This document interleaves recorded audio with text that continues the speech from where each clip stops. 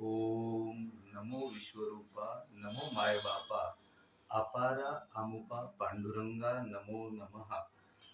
कृष्ण वंदे जगद्गुरु. जगद्गुरु श्रीकृष्ण परमात्म्याची मुखोद्गत वाणी गीतामृत हे भगवद्गीता गुरुवर्यांच्या कृपाशीर्वादाने वाढदिवसाच्या निमित्तानं सप्रेम भेट मिळालेली माता पित्यांच्या हस्ते स्वीकारत असून गृहस्थाश्रमातून वानप्रस्थमध्ये प्रस्थान केलेलं आहे आणि ते माता पित्यांच्या आणि गुरुवरांच्या कृपेने भगवंताच्या कृपेने भगवत भक्तीने सिद्धीच जाईल. तरी वानप्रस्थमध्ये